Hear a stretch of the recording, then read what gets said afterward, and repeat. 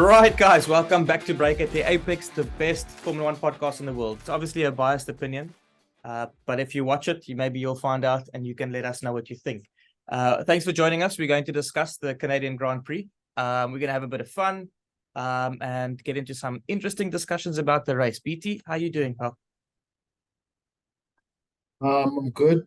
It's cold in Cape Town, in the middle of winter. I'm upset that I had to watch the race after the race actually happened because I had load shedding during that time. So I tried my Oh, best not to look at any sources that could tell me the result and stuff, so I could actually watch the race quite properly, and that actually worked out. But yeah, I'm good. nice. And yourself? Nice. No, I'm good. I'm good. To be quite honest with you, the good old load shedding obviously doesn't affect me, as you know. I have a battery backup. For those of you who aren't South African, load shedding is basically where our government decides to turn off electricity to load the shed of electricity. I don't know. Anyways, let's move Basically, on. Anyways, let's move on to something a little bit more exciting. Let's get into the actual F1 talk. I think that's why we're here. But before we get into it, if you're on Spotify, guys, please give us a nice, pretty 5-star. That would be really, really appreciative. If you're on YouTube, whether you're new or whether you've been here before, it doesn't really matter. If you haven't hit that subscribe button, please give it a smash right now. And while you're there, just give it a like as well. It costs nothing, but for us, it means the world. Really, it does. And you know what? If BT gets annoying somewhere down the line, you can just unsubscribe. I won't hold it against you. He annoys me some days, most days, to be fair. But I still love the he guy. doesn't. He doesn't mean that. He doesn't mean. He He doesn't mean that. right. Okay, cool. Doesn't mean. B yeah, okay, BT. That was the best intro we've ever had. I did go off script a little bit. I think so. I'm just gonna I'm Of gonna course. keep that intro, and then I'll just edit the next part. Because I just want to quickly close the door because my wife can hear me, which means the kids can probably hear.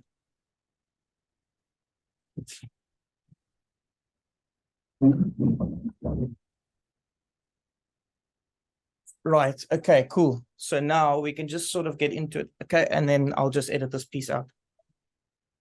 Okay. You ready? That was a great intro, Yeah, I'm man. ready.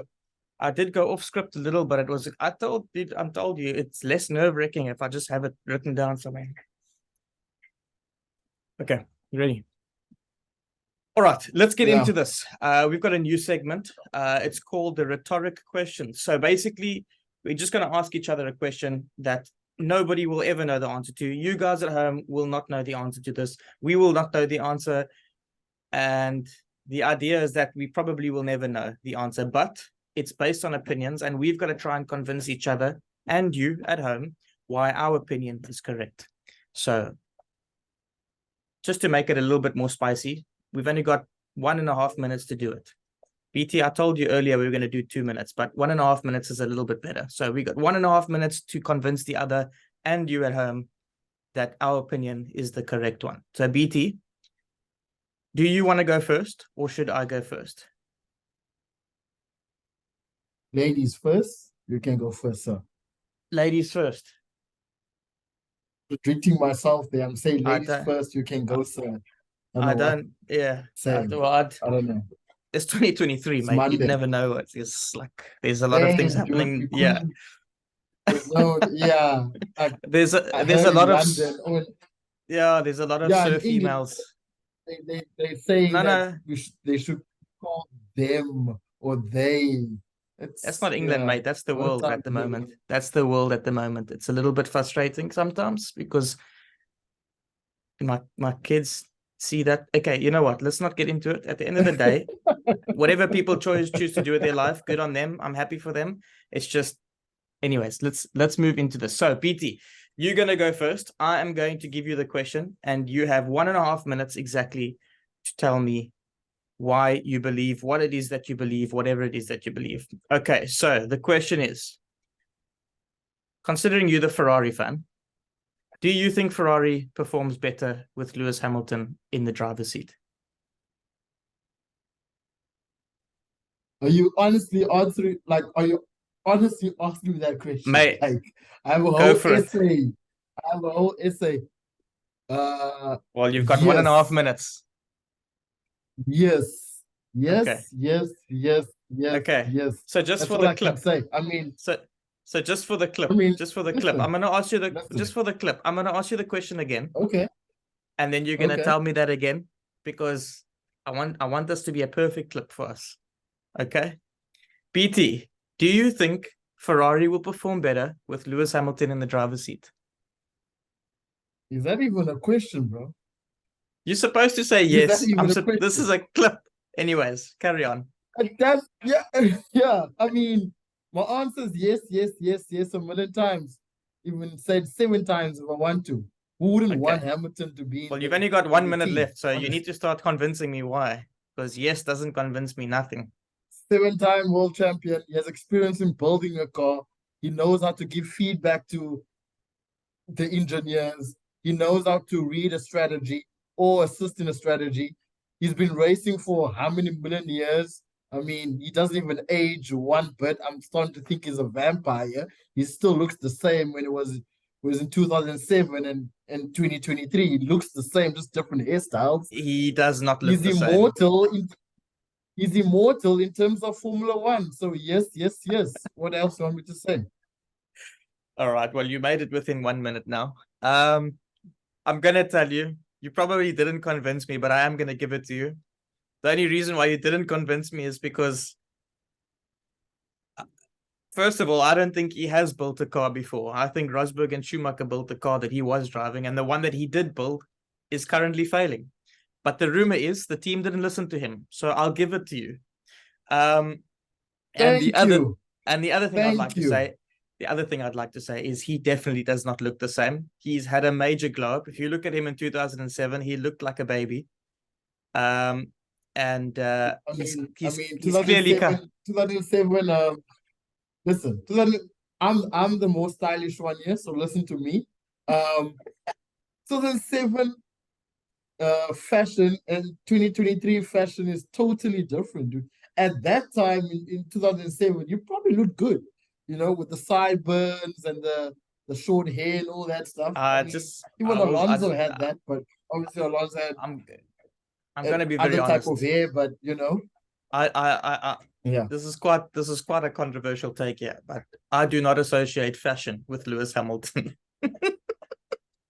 because his fashion sense Hey, is a bit um, wild. I didn't say anything. I didn't say it. Graham said it. I didn't say anything, guys. Graham All said it. right. We Anyways, should actually let's have a voting poll on that. We should actually have a voting poll on that. Is Lewis Hamilton the most stylish Formula One in history? Should I probably have a voting poll and see what people say? But anyway, go on. anyways. All right, let's move on. Let's move on. Do you have one for me? Apparently. You should have I apparently. do. So Okay. mine is Alonso winning the championship in the last race. Please convince me. Alonso winning the championship in the last race. Oh, so Yeah, basically you want me so to in convince Dubai. you that he has the opportunity to win the last race. Why does he win it? It's that he actually will. Yes, that he actually Okay. will win the Um, championship. okay. That's I'm not gonna lie, that's a pretty difficult one, but I'm gonna give it a go. Thank Cool. you. So Alonso to win the last race. Why does he win the last race? Okay. First of all, if he's in that position, we know that there's a monster inside of him that will come out at that point. A monster we don't see right now, because right now he's just that happy-go-lucky, enjoying himself, Alonso. But that monster that comes out gives nobody an inch and doesn't care about anything other than himself in that car, which fair enough, got no problems with that. I think Max has a very similar trait. Um, Alonso is naturally fast. He's naturally gifted at his age to be doing what he's doing and to still come second in races and perhaps even has a win on the rise coming soon. You never know. But for me personally, Alonso is one of the most aggressive drivers to ever grace the sport. And if I'm really honest with you, I don't think that anybody needs convincing that he can actually win the race. But I will say, against Max, it will be tough. But if he's in the position, I reckon either they're crashing. Well, I reckon they're crashing, to be quite honest with you. But I think in this situation, because I have to try and convince you, Alonso's winning it. I think To be honest with you, that's my time up. yeah, you tried your best to convince me, but you left small detail, just to maybe convince me just a bit, because I am one of Alonso's supporters, same as you as well. Yeah, who isn't? Maybe you should have added that Alonso has more experience than Verstappen. Yesterday's race, it kind of showed when they were telling Alonso, Lewis Hamilton is coming, he's very fast, he's coming behind you. And Alonso was like, no, listen, don't worry about it, I got it. That's the type of attitude that Alonso has at the moment. And it's quite scary because it means that, when someone is at the peak of their profession, like at their peak where, like a basketball player or a soccer player, where everything they do now, it's just happening and it's happening naturally. And I feel like Alonso at this point, that car and there. him are just in sync. Yeah, they're just in sync. He's basically he's more calmer. I don't know, dude. It's just scary. He's scary to watch. He's basically Max, just in a different car, and the car's not as good, basically. If you think about it. Okay, the combination, but the combination of Max and the car, it's just an unreal combination. Anyways, unfortunately, I convinced you outside of the time, so I failed that. Anyways, you should have said that. You should have said that Alonso and but it's too late. Whatever you just said now. Yeah. Anyways, actually convinced me. But okay. Yeah. It's okay. It's okay. You know what? I'll take it. Anyways, it's all for fun and games. Anyways, we will never know the answer to this, guys. So unfortunately, if I did or didn't, or if BT did or didn't convince you, let us know in the comments what you thought. Nope. I didn't think he convinced me much either, but I gave it to him just because it is Lewis Hamilton at the end of the day, and I kind of agree with it. It's a question that I've asked simply because I feel he would do better in the car. Maybe not for the reasons BT said, but it's fine. Anyways, let's get into our top three, BT. This is race related, so this is sort of getting into our race review. So that's the reason why you're here, and I promise you we are going to give you some good juicy conversations about the weekend that we just had. But let's just start off with giving you the top three drivers of the race. So basically how it works, I'm going to give my top three, BT is going to give his top three, and then we're going to sort of have a bit of a debate to see how we can put it together, and then come up with a combined top three. Now, this debate might be a full-on argument, or it could just be yes, sir, no, sir, 3 bags full, sir, because sometimes it's just a bit, sometimes we kind of miss a few things, and then we're like, oh, okay, that makes sense. Anyways, BT, I'm going to go first. I'm not going to lie to you. I found this one very difficult. I think a lot of drivers did well. I think a lot of drivers did the opposite of well. Anyways, yeah. So before I give you my top three, I'm going to go with a shout out for 2 drivers that didn't make my top 3, but I thought could, and that's Sainz and Norris. The only reason why Sainz didn't make my top 3 is purely because the man shouldn't be racing in the first place, because whatever he did in quali was dangerous and probably should have gotten some kind of race ban for that. 3 times they caught the guy just taking his time down that back straight, and made, like, I don't know, if I can't remember if it was Gasly or Albon, but somebody missed him by like literally an inch. It was quite scary. Anyways, yeah, in the race though, absolutely well done. He was actually quicker than Leclerc, and the team didn't want to let him go through, but you know what? It doesn't matter. The other one is Norris. Norris just with amazing overtakes, but he brought a lot of entertainment this weekend, which is funny, considering he's in a McLaren. But then he got a penalty for being too slow, which is also kind of fitting for McLaren. You know what I mean? Like, just penalty for going too slow, McLaren, it makes sense. Anyways, that's my shout out. So my top 3 are Albon, Alonso, Leclerc. I don't have any reasoning. Wow. Albon, I do have reasoning. I'm lying. I didn't have reasoning until now, but I'm going to give you some. Albon he just came out of nowhere, popped it into P7, what a great race. I know that Williams is definitely suited on the longer straights, which Canada has. So the car definitely suited him. Yeah, the car suited him for the race. So well done to Albon. The reason why I put him there is because you just don't expect him to pop it into P7. You expect him to maybe pop it into P10, P9. But good P7, great stuff. Alonso, I didn't want to put in here because you're kind of at the point now where you expect him to be in the situation he is, but he hasn't yet had a P2. He also had to fight for that P2. He was also thinking at some point in the race he could actually fight Max as well because the pace was good. Their strategy was a little bit off because they didn't have any medium tires left, so they had to put on the hards when Max and they had when one Max pair and actually. and Max and Lewis had mediums and he had hards, but yet he was still keeping up and keeping the pace. And if at one stage he even pulled away from Lewis. So I mean, obviously the hards are technically supposed to be a slower tire, so that's just amazing to have seen him do that. And then Charles Leclerc, look, I'm not gonna lie, he was just an easy pick because of where he started and where he ended. But the team technically put him there. The strategy was on point for once, but we'll get into that later.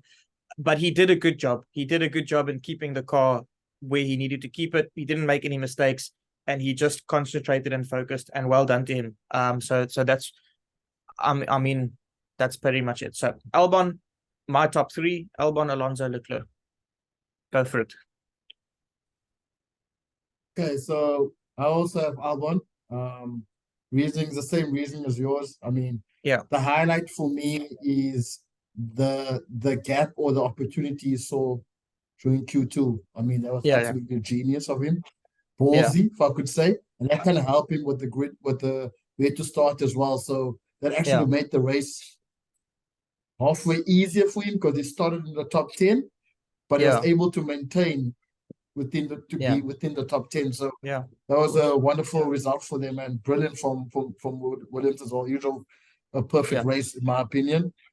Yeah. My second one is a bit surprising.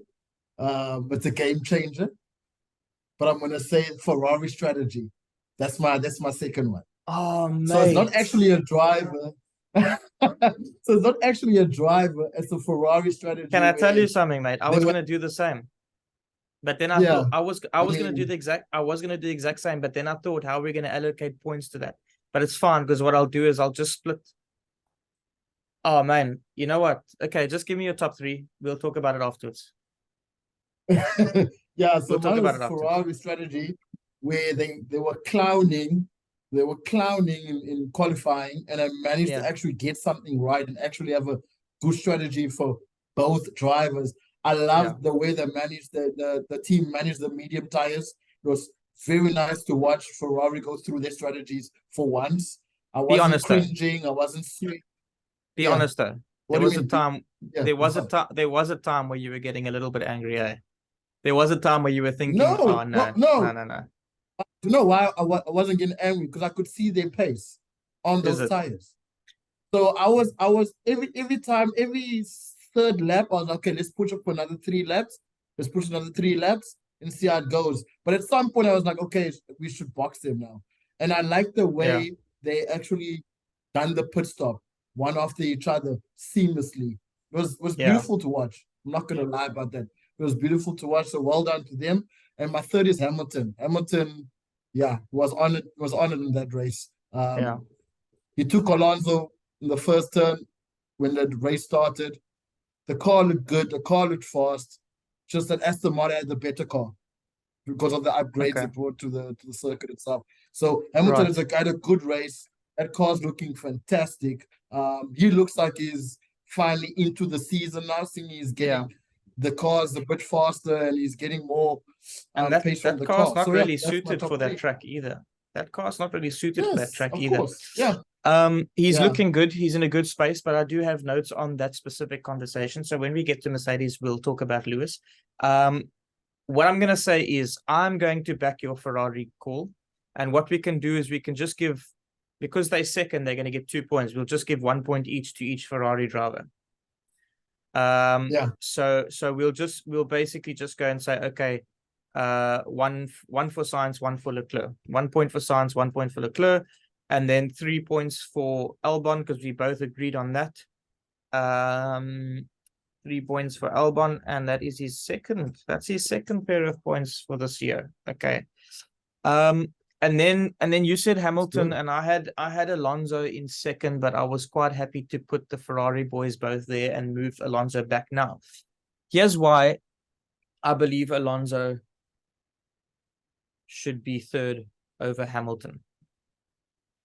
Alonso obviously lost out in that beginning in that first takeoff with Hamilton pushing forward. He still doesn't know why. I haven't seen anything else, but the last time I heard, he still doesn't know why. It might just be that side of the track. He wasn't sure what happened behind him. But obviously he couldn't get away. So he had to fight back to get back into second place. And also the other reason is because I feel like Lewis shouldn't have been there to start with, in my honest opinion, just based on quali. I believe he should have served the penalty for impeding Lance when all the other guys got penalties and he didn't get a penalty, but yet he impeded Lance. That didn't make any sense to me. So in my opinion, Lewis shouldn't have been there. I won't take anything away from him. Like I said, we'll get into a chat about him just now. But in my opinion, I feel like Alonso had to fight for that second place. It's his first second place for how long? And it's his first second place this year. And if I'm really honest with you, I smell a win coming soon. And by the way, during the week, you told me it was going to be Max Perez and Lewis, and I said it was going to be Max Perez and Alonso, and you guys found it funny and thought I was being funny. Alonso did beat Hamilton, I'm just saying. Anyways, let me know what you think. Yeah, no, I get where you're coming from, but the thing is that you mentioned it, like that car is good.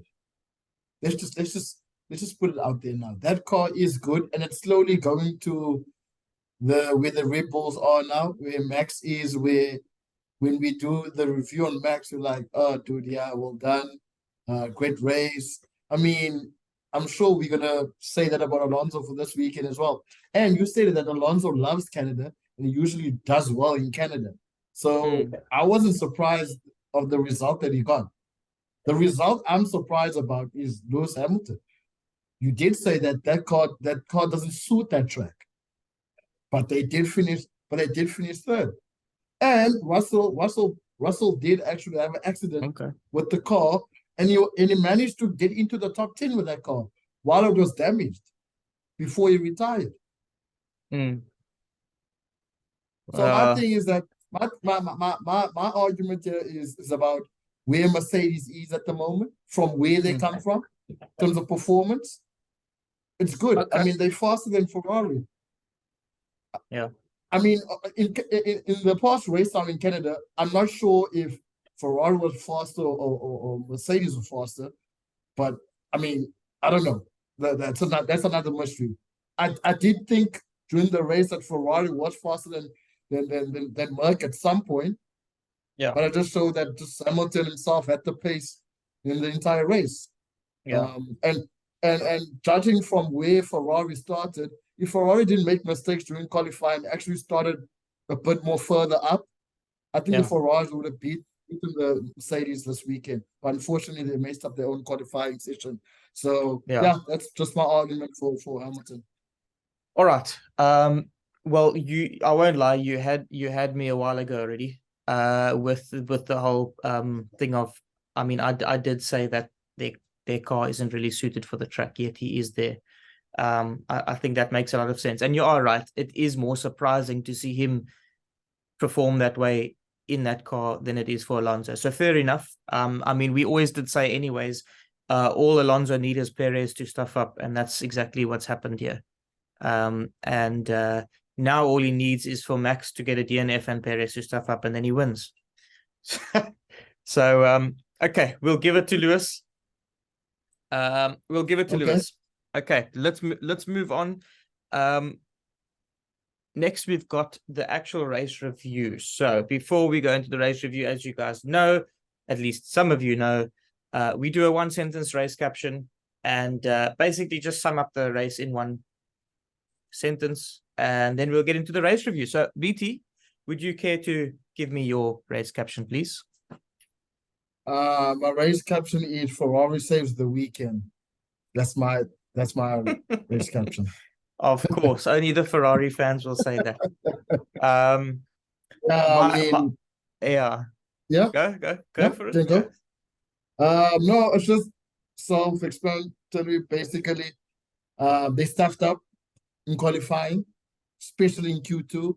I think I'm gonna save my rant for the race review because there's a couple of stuff I just need to get off my chest and just say about Ferrari.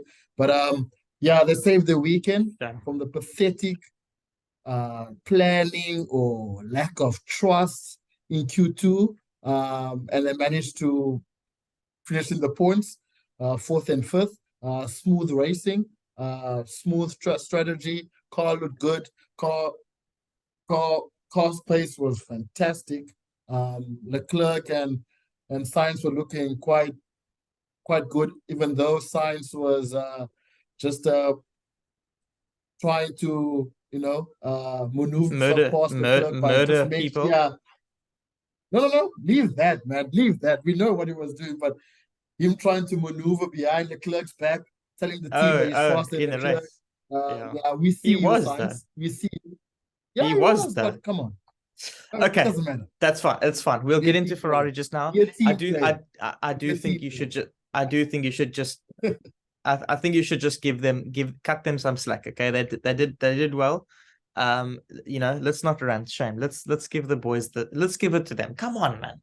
Anyways, it's really good to see Ferrari do well. I'm really happy to see it. But you know what? Personally, we shouldn't be surprised. Anyways, we'll get into that. Mine is my one-sentence race caption is most unpredictable race of the season.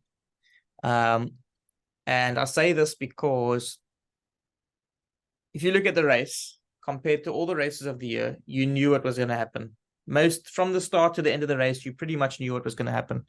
In this race, I kind of felt like I didn't.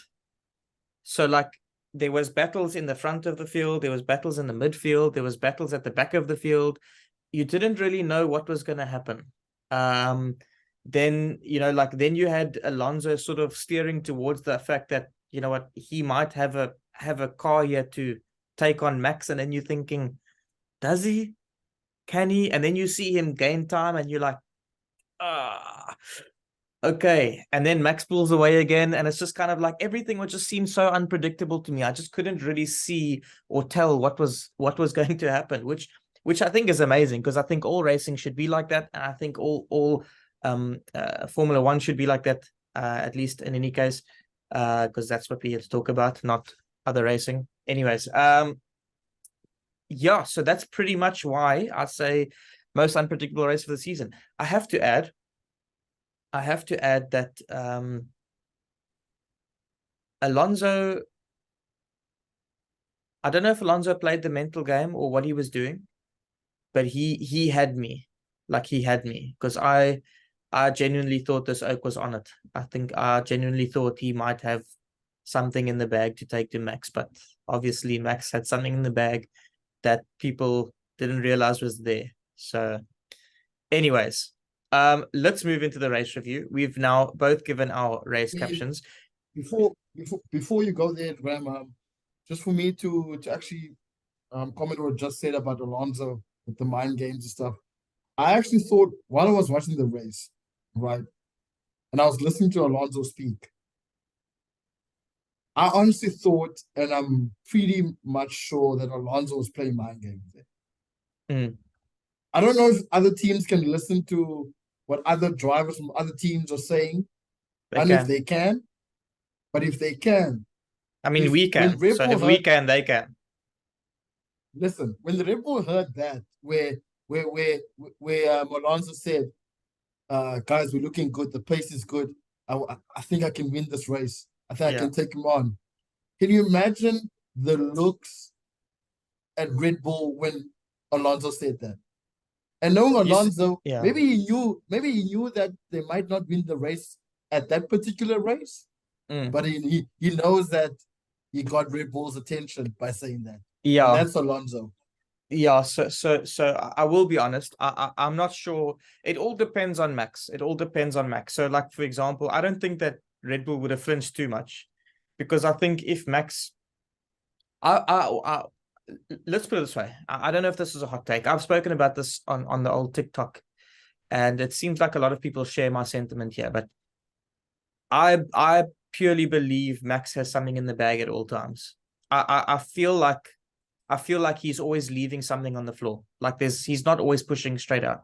I mean, if you look at every race, he's always able to just pull a random fastest lap out of nowhere. No need for change I tires, need to nothing. ask you a question when you're done.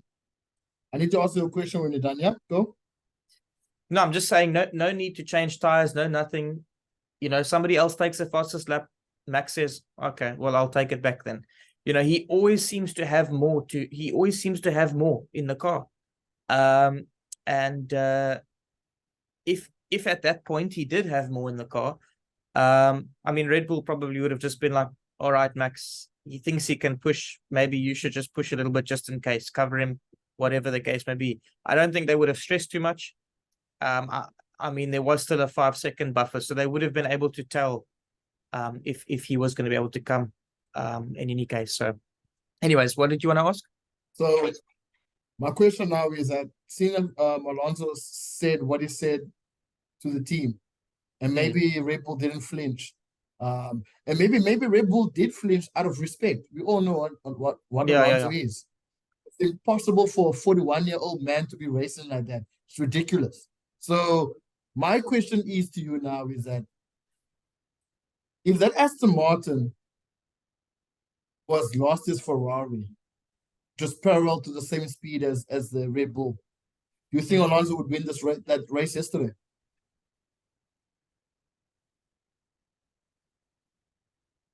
I I don't know. To be Because I honest, think because to be honest with you, and this is a hot take for me, Alonso is much better than Verstappen.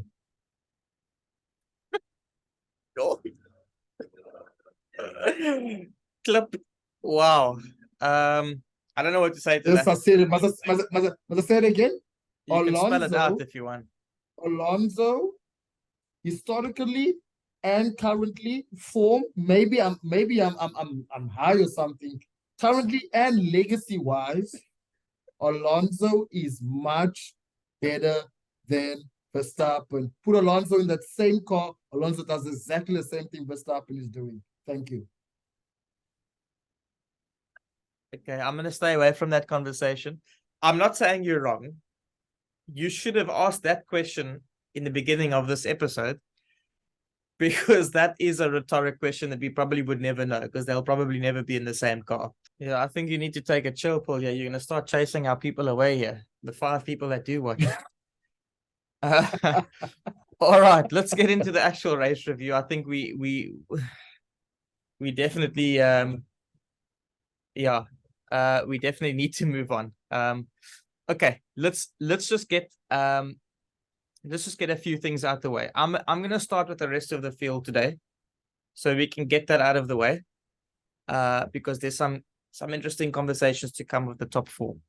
So Albon, driver of the day. I just want to say, and we have actually spoken about it already, so I'm not going to go too much into that, but I just want to say well done to him. I think he's deserved it. He's had a great season, and every time he shows pace, something happens, and some of it's been his own fault through accidents or whatever, tailwinds that have thrown him out in Australia, whatever. But at the end of the day, he does deserve it. He has been pretty decent in that Williams, and it's good to see that happen. Bottas got a point. Yeah. just felt the need to let you know that Bottas got a point. Yeah. And then Haas dropped off like a ton of bricks, man. I don't know what happened to them. I mean, after putting it onto a second position and then getting a penalty starting in 5th, Hulkenberg just dropped off watching Magnussen, everybody was overtaking Magnussen except for De Vries, and we know how that ended. But anyways, and speaking of De Vries, AlphaTauri is the next one. They are officially in trouble, because Williams is now, yeah, they are now at the bottom. Williams has now scored pretty decent points to go above. And although Yuki's been extremely consistent, he hasn't been scoring every race. He's been getting those 11s all the time. And they need to start scoring some decent points. Otherwise, they're looking to be the wooden spoon of 2023. And then the last rest of the field that I want to highlight is the McLaren boys that had a pretty good race, but also didn't. I'm not entirely sure how to put that. So basically, a lot of overtakes were done by the two McLarens, which I couldn't understand how and why these McLarens are all of a sudden overtaking people. But they were doing amazing. They brought some great entertainment. Obviously, Norris was in the points, but then he got the penalty. But Piastri, I'm not sure what happened. I think he made a lot of mistakes as well. I think equally as much as he did good, he also made some good, mistakes, especially going into into turns 10 and 2, I think, were the two where I saw him sort of lose it a little bit. Oh, no, in the chicane as well, in the chicane. But they looked good, though. They looked pretty good. It's a pity that they didn't get points because they looked pretty pacey and pretty good. And we expect that from Norris, right? But I feel like Norris has been in this very down, almost like Ricardo was last year. Norris has been very sort of demotivated. He seems very down, but in this race, he seemed so pumped. He just seemed ready. He was on the go. He was overtaking everybody. Even after the race, even though he got the penalty, he just seemed so happy and cheerful, which is, I haven't seen that in him for a couple of races now. So that was nice to see. And then Piastri, he surprised me more because I haven't really seen him. I mean, he's great with the pace, but I haven't really seen him wheel to wheel. And in this race, I did. And he had a few mistakes, but in most cases, he actually did quite well. So good on him. So I don't know if you want to give any thoughts onto those 5 points that I've made. Otherwise, we can move on to the rest of the teams. Yeah, I mean, McLaren gave us some entertainment. Norris was on it. Positive weekend for them, if I can say, in terms of pace, in terms of performance. Was nice seeing them entertain us, as you said. Lovely drive from Norris in terms of the overtaking. Showed us some hunger, showed us some drive there. Another team I would like to speak about is Alpine. I don't know what Gasly was doing this weekend. No, what was happening? What do you mean? There? What do you mean? That was not his fault, mate. He had lots of bad luck. This was got to be one of the worst. Yeah. That guy needs luck. It's the second time, it's probably the third time you say this now in one season. But it has though. It has. He has had, out of all the drivers, he has had things happen to him that was out of his control. There's nothing that he can do about it. You must talk to the Formula One gods. Maybe they'll help him. But anyway, possibly. I mean, yeah. I mean, Ocon side, Ocon is always on point, always within the points, always looking quite fast. Good result on his side. He's low key a very good driver. Like I've been watching him. Yeah. He has a lot of potential. And another hot take for you guys: if out Ferrari, I'll keep an eye on him actually, because he's quite fast. You know what I think about Ocon? Ocon is this like silent samurai ninja type thing. I was about to say that because he's so quiet. You never ever see him do anything crazy or like, you know, he's never sort of like dive bombing and making big, but he's always there, and he's always getting. You'll make such a good second driver, bro, for a good team. You know he's gonna deliver the points. I'm inclined to say he'd make a maybe. I'm inclined to say he'd make a good lead driver. To be honest, he might not. He might not be. Personality wise, maybe, on my opinion, not yet. In terms of performance and actually racing for a good team, damn, dude, that guy would actually suit Mercedes, Ferrari, even Aston Martin. I just want to point Bull. out, out of all of his teammates, he's yet to beat Daniel Ricciardo, but he's beaten all the rest. Oh, Just jeez. saying. And wait, what is Ricardo doing during the races again? He's Anyways, he's pointing middle fingers to Russell when Russell's entering the pits. Like why? anyways, Like what let's are you move on. doing? Let's move on. Okay, let's move on to, and I have up here first, I've got Ferrari. So let's get on to Ferrari. Okay, cool. So I've got here in my notes, I've got Ferrari. Obviously, we know their strategy was on point, but I've got one question to ask you, and what better to ask than a Formula One fan, a Ferrari fan. Strategy on point. Okay. However, I want to know, how do you think the race would have panned out if they let Sainz go? If they let him go past Leclerc, do you think that it would have been better than what they ended in? Or would it have just been the same? It would be the same. Okay, cool. He was not going to catch Hamilton. It wasn't going to happen. That's fair. Hamilton was doing fastest lap after fastest lap after fastest lap, bro. If you watch that, if you saw that, actually, it's ridiculous what he was doing. Yeah. Okay, I'm not gonna argue too much about it. I just wanted to ask. I've asked somebody else, and they said something very similar.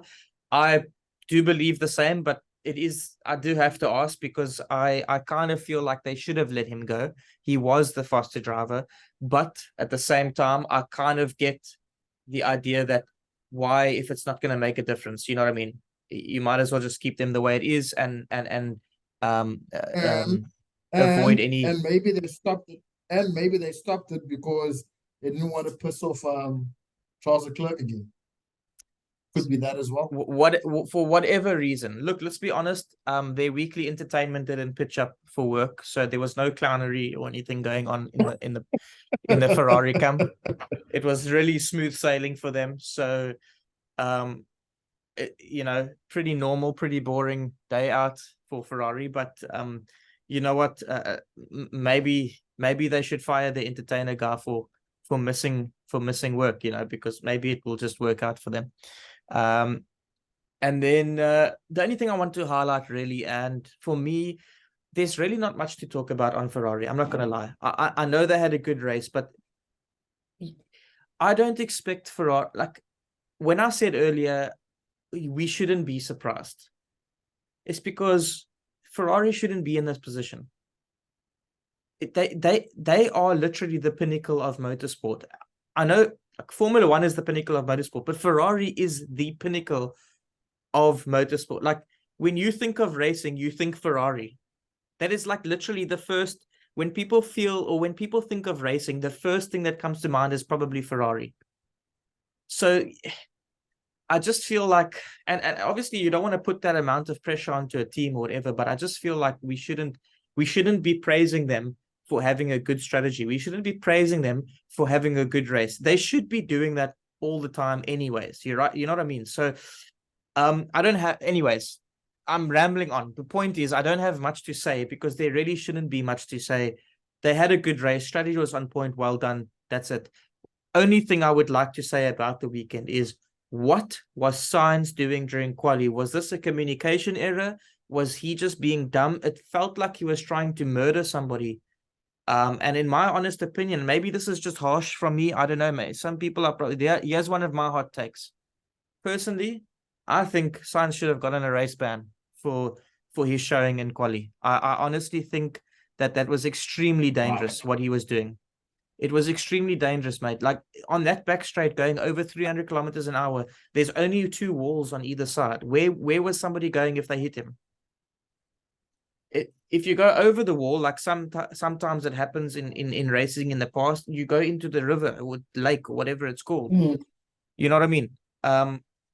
So honestly, I don't know, maybe it's a bit harsh, but that's my hot take. I think Sainz should have gotten a race ban. That was extremely dangerous, whatever he was doing. But at the same time, I say that, but again, whether it's his fault or whether it was just a lack of communication between him and the team, I don't know. But I think it was 3 or 4 times that I'm watching and I see the same Ferrari dawdling down the back straight while cars are just flying past 3 or 4 times.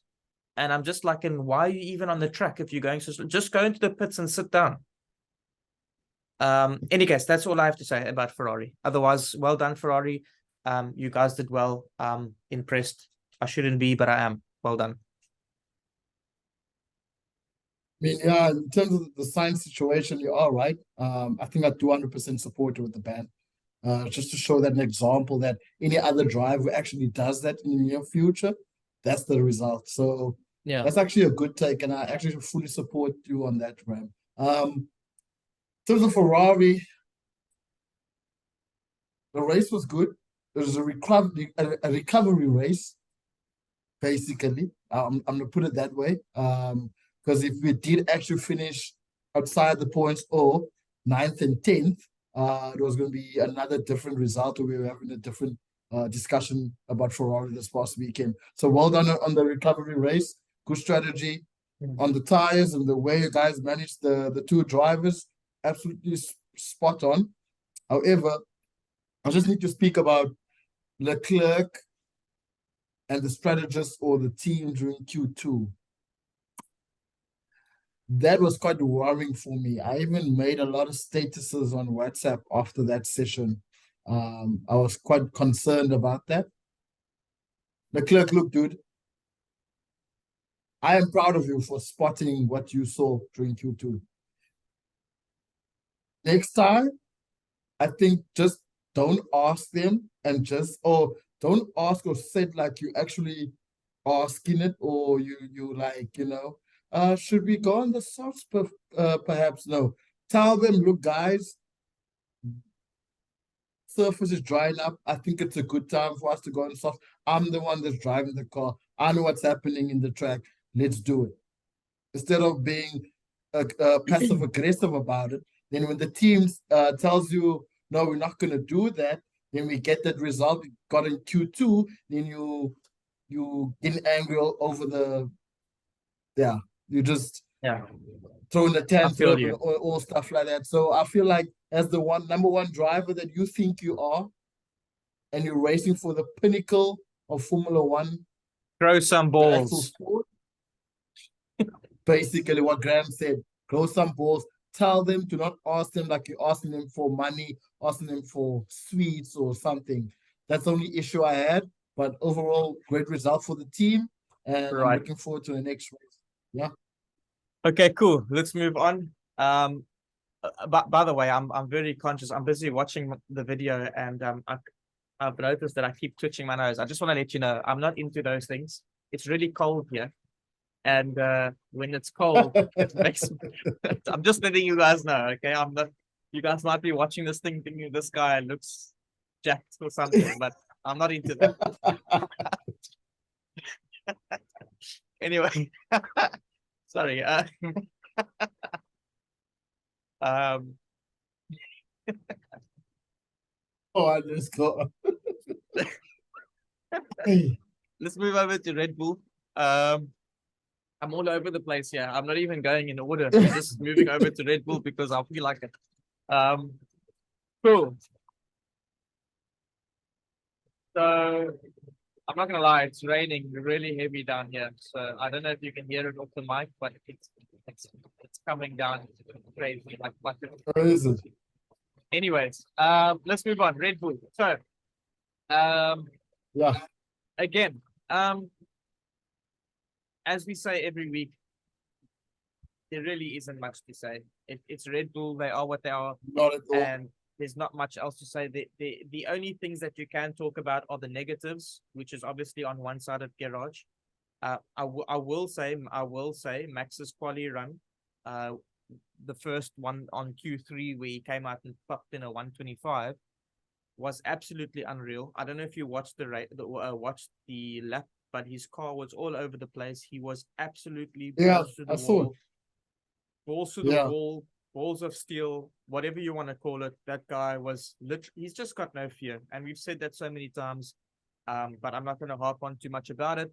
It was just amazing, but he's done it 3 times in the last 3 races where he's just gone balls to the wall in quali. So cool, well done to him.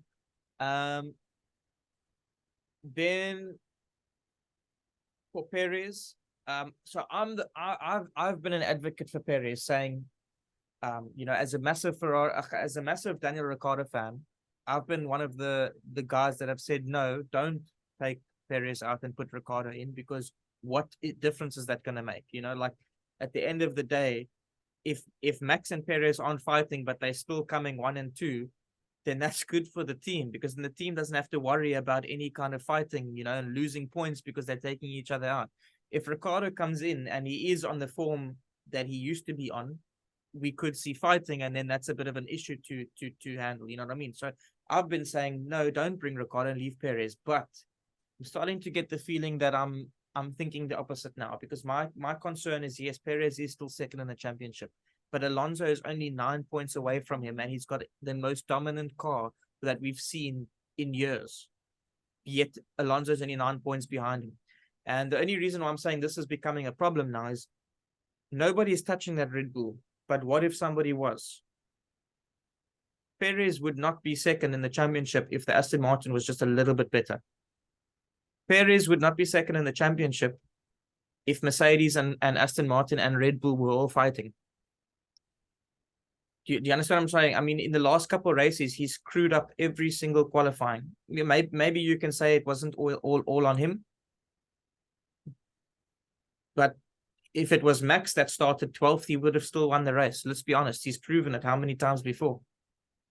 So that's all I got to say. I think Perez, if he doesn't come right in the next race or two, then I'm going to be on the opposite side where I believe it's time for him to go. And obviously, my opinion matters in the world. So obviously, you guys should all listen clearly to what I'm saying. Anyways, I do want to ask, sorry. I do want to ask you one question as well. Yeah, so maybe he has another hot take coming. If Max was in Perez's position in Canada, do you think he was passing the 2 Ferraris?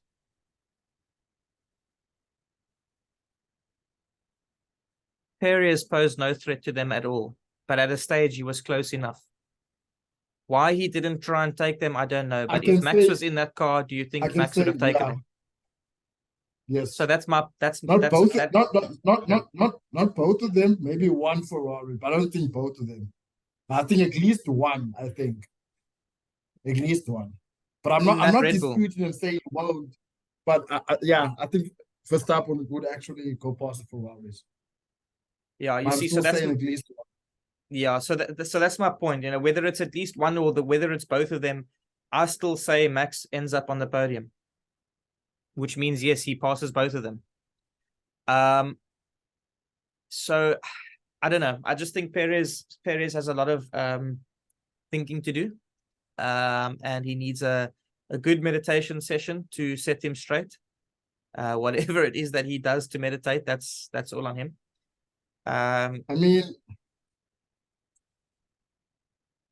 mean, look, the Ricciardo thing, not a bad idea, to be honest with you. But I don't think Red Bull's going to do it because the constructors, I think, is not in jeopardy yet. No. If the constructors' points were in jeopardy and maybe Stroll was not finishing out of the points sometimes and actually finishing within the points, and the higher points like 1st, 4th, 6th consistently, I think Red Bull have to think of making a decision to switch Perez. Look, I wouldn't do the thing. I wouldn't do it mid-season anyways. I think that's harsh. Of course. I would wait for the end of the year, but I'm just saying if Perez doesn't come right now, then you know, leading towards the end of the year, they're going to have to start making that kind of calls. Anyways, do you want to say anything else on Red Bull? No. Verstappen, brilliant race. I saw you cruising at some point, making mistakes, and you actually told the guys on the radio, and you actually laughed. He someone laughing. He was laughing. I was like, wow, Sunday drives again. So yeah, brilliant race from Verstappen.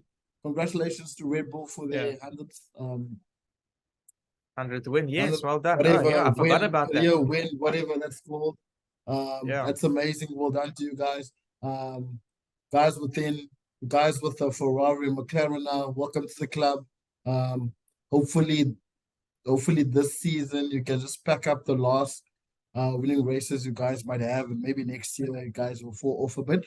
But anyway, in terms of Perez, dude, you need to, yeah, you need to go meditate. I mean, it wasn't a bad race. From the qualifying you had, you managed to get points for the team. However, for that particular car, you're supposed to be third or second or first. You're Yeah. not supposed to be stuck behind the Ferraris. And maybe that's the main issue now, is that why are you struggling with the car, and Verstappen is start struggling with the car, or the car is Yeah. more suited for Verstappen, maybe. We don't know that. Only Red Bull knows that. Well, But it yeah, wasn't at the that's all on beginning my of the side. year. It wasn't at the beginning of the year. So why all of a sudden now? I don't know. Yeah, Anyways, it's a sudden change. Yeah. let's move on to Mercedes. So, Mercedes is an interesting one. Before we start with Mercedes, I just want to point out that Hamilton's on 102 points and George is on 65. Now, obviously, last year, George beat Lewis, and everyone was like, oh, George is showing Lewis is washed and blah, blah, blah. But we all know last year, Lewis was obviously playing around with the car and trying different things and so on. Whereas, obviously, Russell just had the same car that he could keep consistent with, right? I feel like, and maybe this is another hot take of the day. Yo, we're full of hot takes today. I feel like Lewis is in a very good headspace at the moment. And I think that he is showing that George is not on his level yet. I think he's been proving this. He's beating George in qualifying. He's beating George in races. He's consistently beating George now, and he's doing it. He's doing it without being completely challenged. You know what I mean? Like there hasn't really been a race where George has really given Lewis a really big challenge. The only time George has tried to challenge Lewis is in qualifying at Spain, and that didn't go too well when they hit each other. Yeah, But, yeah. yeah.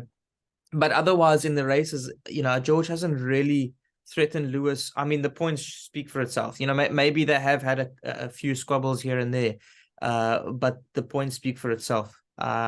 Obviously, George did lose out this weekend by quite a lot so obviously maybe the points do seem a lot worse now after the weekend. But still, he was nowhere near. I won't say nowhere near, but he wasn't on Lewis's pace from what I was watching before he crashed the car.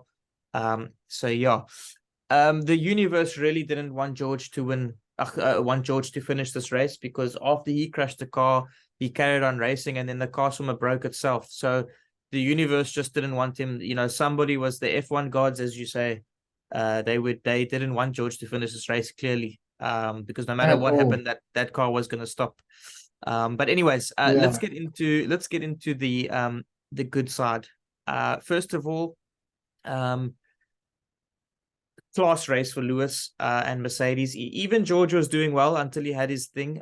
In fact, even after his accident, his recovery drive was absolutely amazing. He Yeah. got back into the points. Yes. So for a track that doesn't suit their car, it was absolutely amazing to see, and it's really good to see that they're pushing forward. And last week when we said Mercedes are back, but is it just the track? I think they're back, because this track wasn't supposed to be a suited track. We're going to Austria next week, next race, and Austria is a lot of fast turns, and that's more suited to them again. So let's see again what happens there. But then obviously the historically they have not done well with the temperatures in Austria. So who knows? But we'll see, obviously. But I'm just saying that I feel like they are definitely back. Let's get into Lewis quickly. I got to be honest with you, a bit frustrated, because I really think that Lewis was protected. He shouldn't be. I just feel like he didn't get the penalty in quali when he was impeding Lance, which so many other guys got penalties for doing the same things. He didn't get the penalty in the pit stops, which, okay, I think it was Lando who also did it. He didn't get the penalty either, but he at least tried to avoid it. But then he had to come in because the Ferrari pit crew was standing there, whereas, Lewis just went. But you know what? Who am I to go against FIA? I mean, we do it every week anyways, but the point is, who am I? But yeah, I just feel like a little bit frustrated about that because I don't think that Lewis should have started where he started. And that start gave him that that push to finish where he finished. I don't know if any of that made sense, but I'm sure it does in some way. Someone with a low IQ like me might understand. I don't have a low IQ, by the way, but anyways, it's just for the banter. It's just for the banter. Anyways, cool. So for me, in a nutshell, just to get it out the way, Mercedes, well done, great race. Lewis on top class, pure class. I'm loving his banter. I'm not gonna lie, I've never been a big lover of Lewis. I don't know if you guys have known that, but recently I'm starting to come to see the nicer side of him. I think I'm enjoying the Lewis that isn't always on top, because he's starting to seem a little bit more humble now, and starting to be, his humility is starting to show more. His banter is also a lot more fun. I'm enjoying his chats in the interviews. They're also a lot more easy to watch and fun to watch. And he seems to have a lot more respect for the drivers around him, which I'm not saying he didn't before, but when he talks to the press before, you can see he's got this thing of, I am better. You can always see he's got that thing, that aura around him. But nowadays, I don't see that. Nowadays, when I watch him talking, he's like, he bigs up all the people around him, he did well and he did well. And he never used to do that a lot. So I'm starting to really enjoy his midlife crisis. Anyways, move on. You can let me know what you think about Mercedes. Look, first of all, I think you're a bit too hard on Lewis sometimes. I mean, he's a 7-time world champion. I don't blame him for being not humble. Let's just put it out there. He's the only guy in the grid who has the most championships. Like, think about it. Michael Jordan has 6 championships, 6 NBA championships. He can be the most, and Michael Jordan's not the nicest person you could ever meet in life, and no one complains about it. I think people like that, people like Michael Jordan, Lewis Hamilton, Schumacher, LeBron James, Messi, people like that have won a lot of things. I think you can be given leeway of just being like that. You are that person. Your career is speaking loud. The stuff that you have accomplished is speaking loud. So look, I think there's a difference I'm just saying.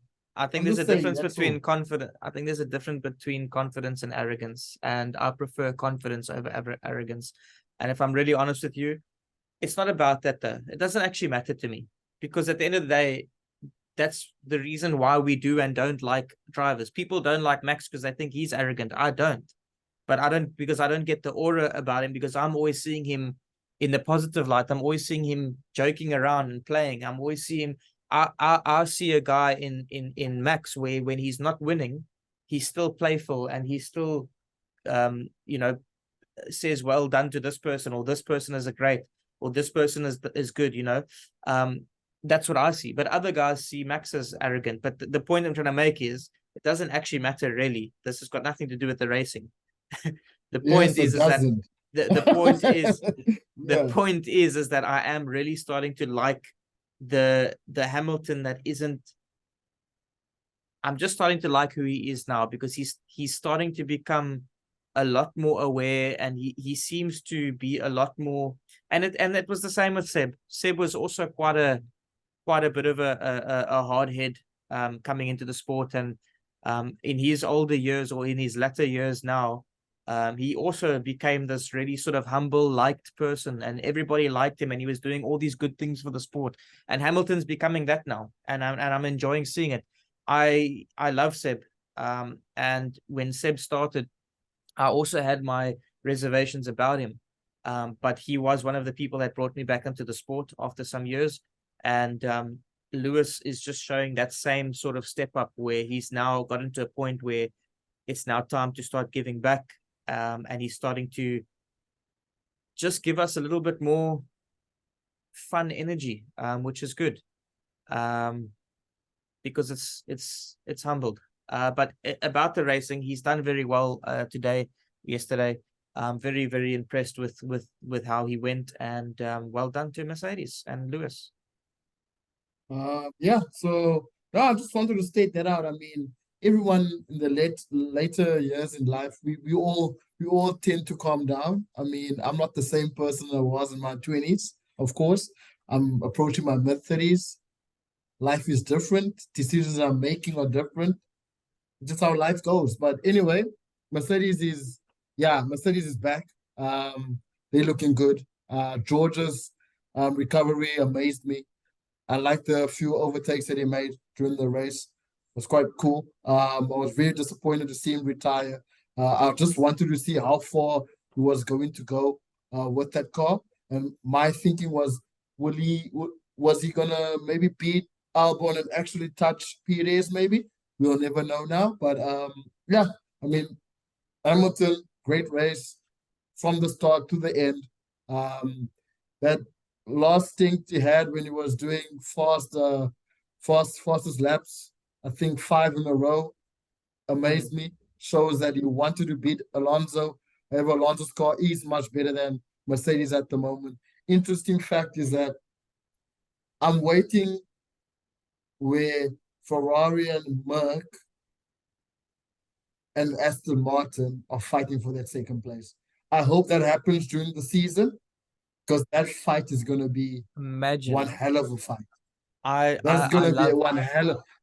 I love the idea. Driver talent is gonna will play a role, yeah.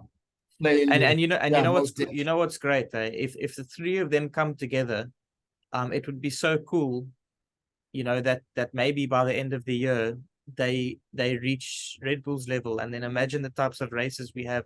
I don't know if they will reach Red Bull. I think Red Bull is probably clocked out. They're probably working on next year's car already, which obviously puts them ahead of time now. But who knows, but just imagine if they can catch each other now, and then by the end of the year they all catch Red Bull together. Oh man, it would be amazing. But it's obviously going to take some development work. But I also think that second place, maybe that will be the fight. But most like the thing that I'm willing to, the thing that I'm hoping that happens, it's Mercedes and Ferrari fight. That could happen for that third place, maybe. Yeah. But we'll see how it goes. And just a quick take from me for Ferrari. Remember the season 2021 when the car was so horrible. You guys stopped working on the car in the middle of the season and started working on the next car. I think for this season as well, I think you should try that, because the following year, that car was the best car on the grid until you guys started making mistakes. So maybe Ferrari can look at taking that strategy as well. But anyway, Mercedes, you guys are back. To be fair, it wasn't until they started making mistakes. It's still FIA decided to cut them by the ankles.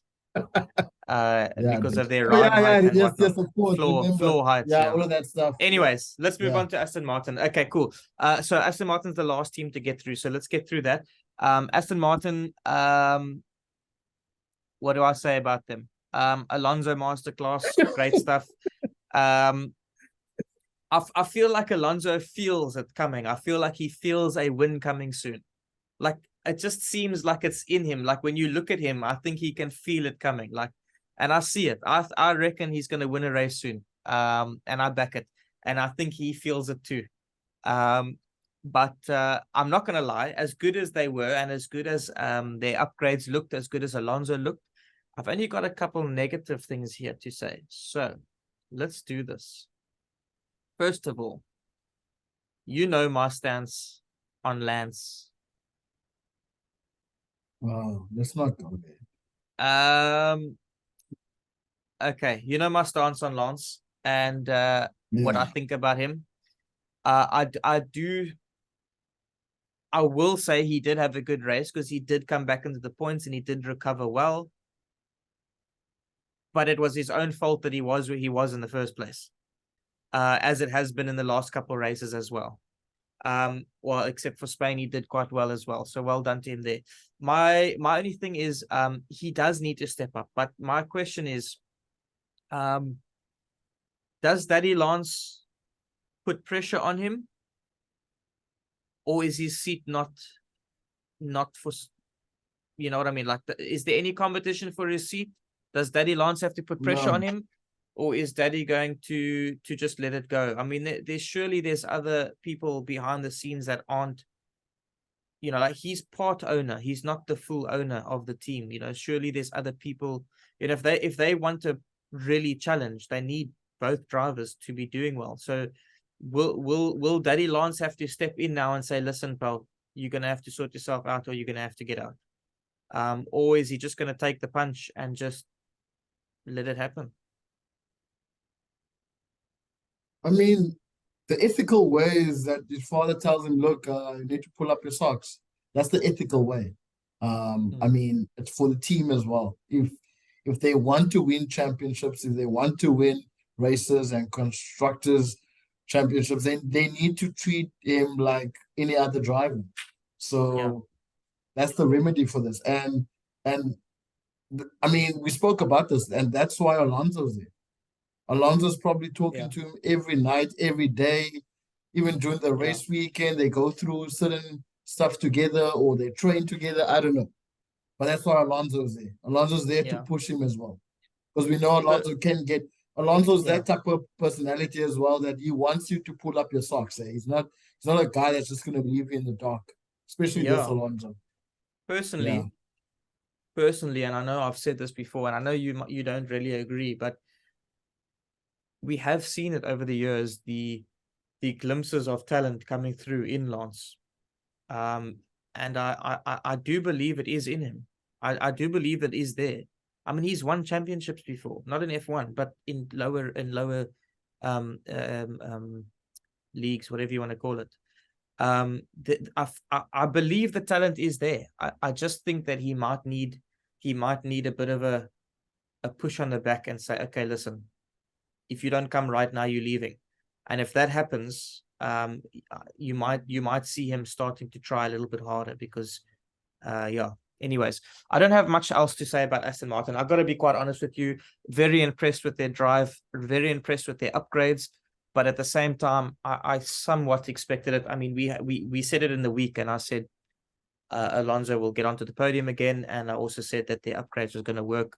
I'm basing my opinions on their forward development on the fact that Dan Fallows is there.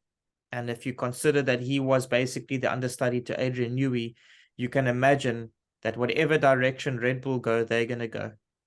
And so that's what I'm basing it on. So whenever there's an upgrade coming, I'm almost pretty certain it's going to work. So yeah, I don't have much more to say about Aston Martin, but well done to Alonso. Really, really amazing job. And pit stops. Oh, I gotta say that. Their pit stops work on point. Absolute class from Aston Martin. Well done to Aston Martin. We had a great weekend for Alonso at least. And an okay-ish weekend for Lance, but he could have been in a better place, I think, considering the car. They would be a little bit upset, I think, not maximizing points. But on Alonso's Yes. side of the garage, they are 100% ecstatic. So well done. Really well done. Yeah, I mean, I'm gonna focus more on Lance. Lance, yeah, you need to bag up the points as well. Yeah. If you guys wanna keep that second place in the constructors, you need to bag up the points, and you personally need to be consistent. Unfortunately, this that's what happens when you have a teammate Yeah. that has won championships and a very experienced teammate who still wants to win.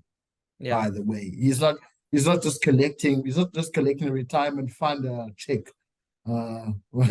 from your daddy's money. He actually wants to win. So, I mean, what's missing on Lance's part is just consistency and just being within the points every race because he does have the car to do that. Alonso, I have Yeah. nothing to say. Great race. Yeah. I Almost can say there. you're close. Yeah. I can say that Red Bull can see you guys in the rearview mirror now. They can see you guys Yeah. coming. And they're just Yeah. waiting now with you guys will be that close to them. So yeah, well done, Aston 100%. Martin. All right. So that's a wrap on the race review then. I think we've gone through the big four, and then the rest of the field, we had some solid points there. So that's Yeah. that. We can move over to the last little bit of fun things.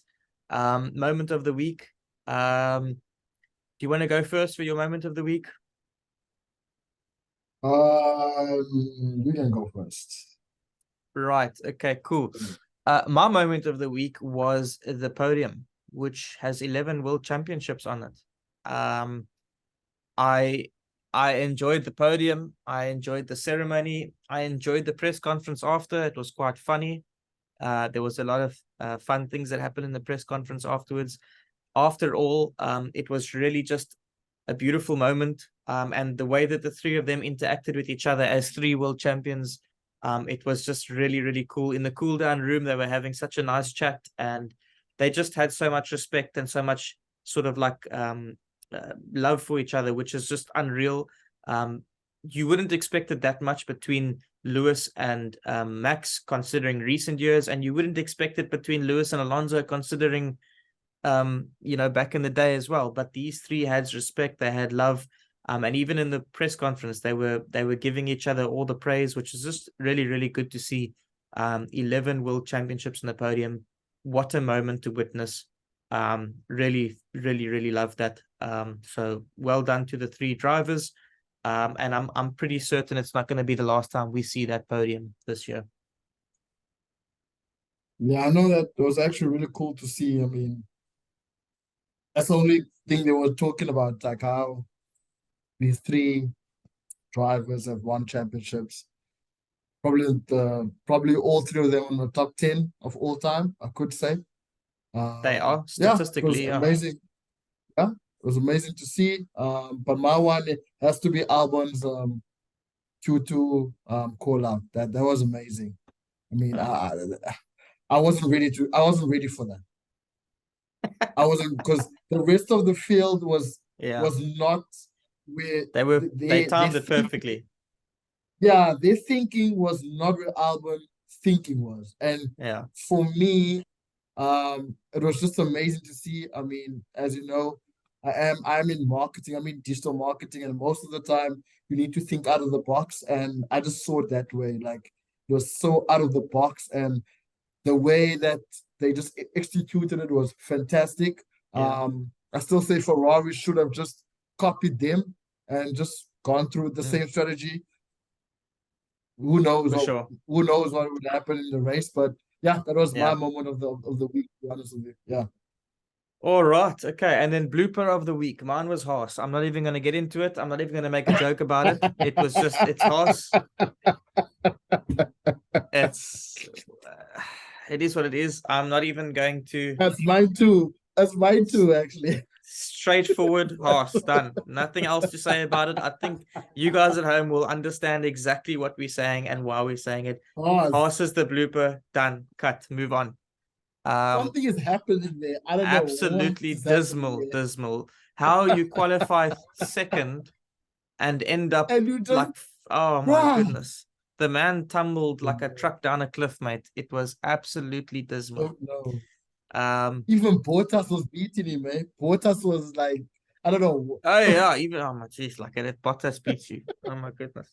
This year, if Bottas beats you this year, my goodness. All right, BT, let's get into our top 3 predictions. Why are you laughing, man? Okay. Let's get into our top 3 predictions, man. Okay, so cool. So our predictions were, I must say, our predictions were fairly similar, but the third person we chose was different. Now, unfortunately for me, my third person came second. which means that I only get 1 point because I was off. So I went Max Perez, Alonso. So I get 2 points for Max. I get 1 point for Alonso because I was one off. Perez came 6th or whatever, so I don't get any for him. You went Max Perez and Alonso Hamilton. So you get 4 points, 2 for Max, 2 for Hamilton, and 0 for Perez. So we're gonna go 3 and 4. So only 1 point's difference. So good in this. I'm so good in this. You weren't until 3 races ago. So I mean, calm down. It can change. It can change. Don't you worry. All right. So I'm not going to give the points away. But I'm sure people if they have been watching every episode, they should know by now maybe who's in the lead. But it will change. Let's see. Anyways, my top 3 prediction for this coming race in Austria. Now, I've got 2 predictions in front of me. So I just need to decide. Make up your mind. I just need to decide which. Calm down. Just calm down. I'm gonna give you both. I'm gonna decide. Sorry. I'm gonna decide which one I'm gonna go for. But if I'm gonna go for the safe option, I'm going Max Perez Alonso. I know the track would. I'm very wary about Mercedes because historically, the temps have usually hindered them. But if you look at their car now, the fast tracks really suit them. Hamilton is in a good place. Everything's working well. So I'm a little bit wary about it. But we do know that Red Bull and Aston Martin are doing well. Perez has to come right at some point after this many races now. So I'm thinking the safe bet is Max Perez Alonso. However, and I think I'm gonna take the gamble because I feel like it's going to be epic to do this. And if I get 0 points, I get 0 points. Historically, Max has been very good in Austria. I think he's won most of the last 5 years of the races in Austria. But I think Max is going to DNF. So I'm going to go Alonso for that win because I can feel it coming and I know he can feel it coming. I'm going to go Alonso for the win. I'm going to go Perez for second and I'm going to go Lewis for third. And I think I'm going to put that down in writing. So I'm going to copy that and paste that into our sheet because I'm going to go with the bold option. If you want to go with the safe option, it's fine. But just remember at the end of the year, I actually had some balls to take some gambles. Anyways, Okay. Give me yours. Okay. Max, Alonso, Leclerc. Okay. Yeah. Max, Some positive Alonso. stuff shown by Ferrari. Leclerc, yeah. Yeah, Mind you, Ferrari done well. Ferrari done well in that track last year. Yeah. They were fast in that track last year. But they had a good car last year, though. It doesn't matter. Say. Oh, doesn't matter. it? So it doesn't matter that they had a good car last year and they have a bad. Okay. No, Okay, cool. we didn't win a championship. They didn't win a championship. So come on. All right. Okay, cool. So we've written that down. And we'll discuss the winning of that next week or next race. When is the next race? Is it next week or the week after? I don't know. I'll have a look. Anyways, it's the week after. In the month. Okay, cool. So 2 weeks from now then. Anyways, cool. Okay, so before we close off BT, we decided we were going to add a new segment of rating the race. Out of 10, BT, what did you rate the Canadian Grand Prix 2023? 7.5. Okay. Yeah, I gave it a 7. I don't think that there's much explanations that we need to provide. I just think it was a great race. It could have had more, but it was really a good race. I can't really complain about it. So 7 out of 10 for me, 7.5 for BT. And for you guys at home, let us know what you thought about the race. And if you aren't subscribed, please hit that button below. We'd really, really appreciate it. As I said in the beginning, it costs you nothing, but it really means the world to us. So please, please, please, could you smash that subscribe button below? BT, before we go, is there anything you'd like to say? Nope. Yeah, I had too many takes today. Thanks for tuning in, You're guys. all out of hot takes. The kettle isn't boiled. Yeah, I'm done.